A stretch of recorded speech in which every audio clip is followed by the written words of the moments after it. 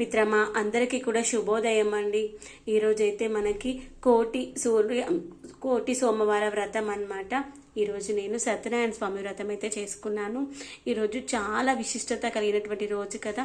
ఈరోజు మనం ఏది చేసినా కోటిసార్లు చేసినటువంటి ఫలితం అయితే వస్తుంది. ఈరోజు కోటి సోమవార వ్రతం అని ఎందుకంటారంటే, వెంకటేశ్వర స్వామికి ఇష్టమైనటువంటి నక్షత్రము కార్తీక మాసంలో ఏ రోజైతే వస్తుందో ఆ రోజుని మనము కోటి సోమవార వ్రతం అంటారనమాట. కోటి సోమవారం అంటారు.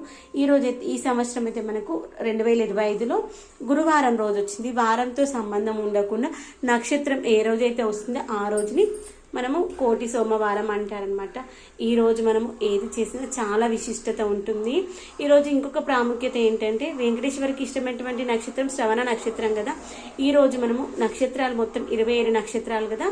27 నక్షత్రాలు కలిగినటువంటి దీపాలతో మనము పూజ చేస్తే చాలా మంచిది. ఇంట్లో ఒక్కొక్కరిది ఒక్కొక్క నక్షత్రం ఉంటుంది కదా.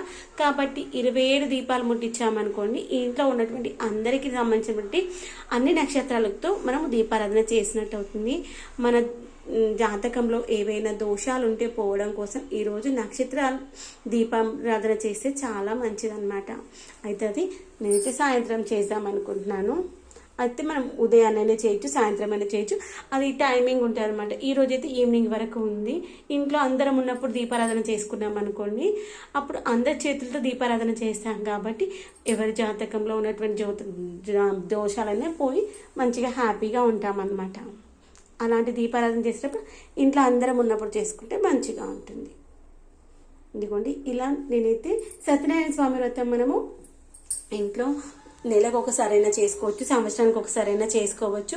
ఈ వ్రతానికి మనం నెలకు ఒకసారి చేసుకున్నాం అనుకోండి, పంతులు గారు ఉండకున్నా కానీ మనం ఫోన్లో ఆ యొక్క వ్రత విధానం పెట్టేసుకొని చేసేసుకోవచ్చు అనమాట. ఎందుకంటే పూజనైతే అయిపోయింది. ఇలానైతే హారతి అయితే ఇచ్చుకున్నాను.